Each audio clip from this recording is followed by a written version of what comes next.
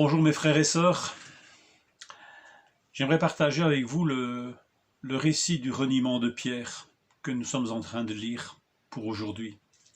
Récit bien connu. Pourtant, en relisant Luc, chapitre 22, verset 61, je me rends compte que lui seul, que seulement Luc rapporte un regard de Jésus vers Pierre. Seulement, Luc nous dit qu'après le chant du coq, Jésus se retourna et regarda Pierre. Tous les évangiles sont d'accord pour dire que Pierre se souvint de la parole de Jésus. Avant que le coq ne chante, tu me renieras 3 fois. Le chant du coq lui rappelle cruellement ce qu'il est en train de faire. Il sortit et pleura amèrement. Alors pourquoi ce regard de Jésus ajouté par Luc?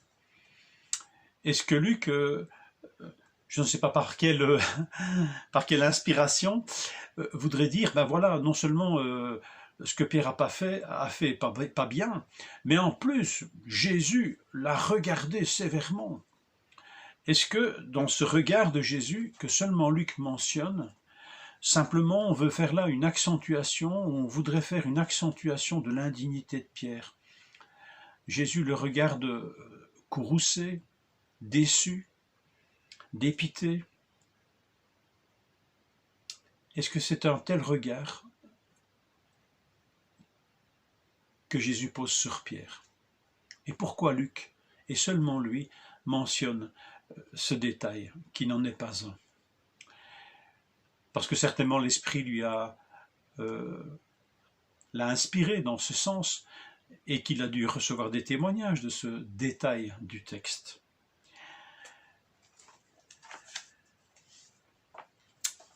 Et si, au lieu d'être un regard de désapprobation, de dépit, ce regard de Jésus sauva Pierre du désespoir? Vous savez qu'il est question d'un regard de Jésus sur Pierre, ailleurs dans les évangiles. C'est tout au début de l'évangile de Jean, chapitre 1, verset 42. C'est un récit de la vocation de Pierre. Le récit nous rappelle que c'est André, le frère de Pierre ou de Simon, qui amena Simon vers Jésus. André conduisit Simon vers Jésus. Jésus le regarda, c'est le même verbe, et dit « Tu es Simon, fils de Jonas. Tu seras appelé Céphas, ce qui signifie Pierre. » Si Pierre est en train de renier son maître, Jésus ne renie pas l'appel qu'il a adressé à ce disciple, tout au début de sa carrière de disciple. Son regard n'a pas changé sur lui. Voilà un raccourci étonnant dans les évangiles, entre ce regard du maître qui accueille un disciple, comme Pierre, et ce regard qu'il porte sur lui, alors qu'il est en train de le renier dans toute sa faiblesse.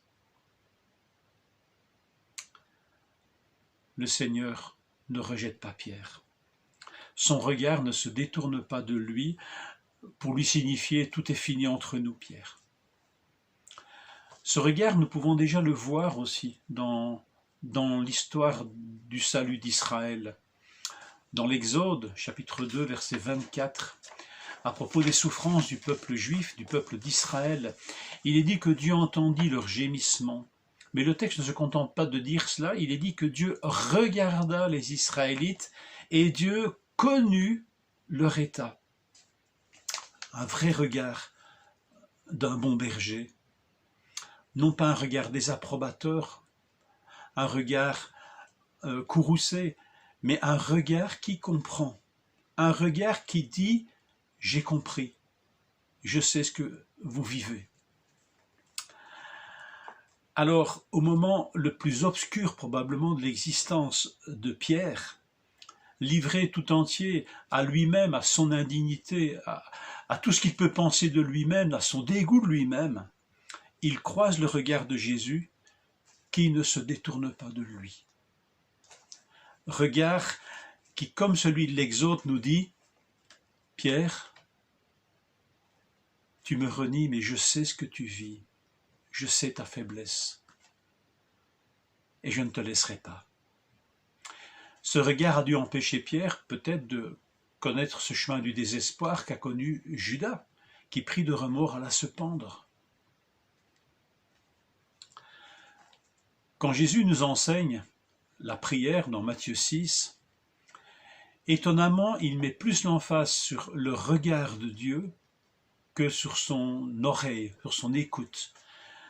Quand tu pries, rentre dans ta chambre et ton Père qui est là te le rendra. Et il est dit encore que ton Père qui voit dans le lieu secret te le rendra. Étonnamment, Jésus ne nous dit pas le Père qui entend.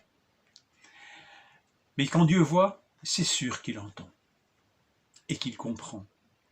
Alors, quand nous prions, peut-être saisis de notre indignité, n'oublions pas que le regard du Seigneur ne se détourne pas facilement de ses enfants, de ceux qu'il aime, de ceux à qui il s'est attaché. Il ne met pas en oubli tout ce qui s'est déjà passé entre nous, même s'il y a des moments de notre vie où nous nous sentons particulièrement indignes. Pensons à ce regard de Jésus porté sur Pierre, en train de le renier. Je termine par cette citation trouvée dans un commentaire. « Si le chant du coq ramena Pierre à lui-même, ce regard de Jésus le sauva. » Que le Seigneur nous encourage pendant cette journée et nous rappelle le regard bienveillant du Seigneur sur chacun de ses enfants. Bonne journée et bon courage.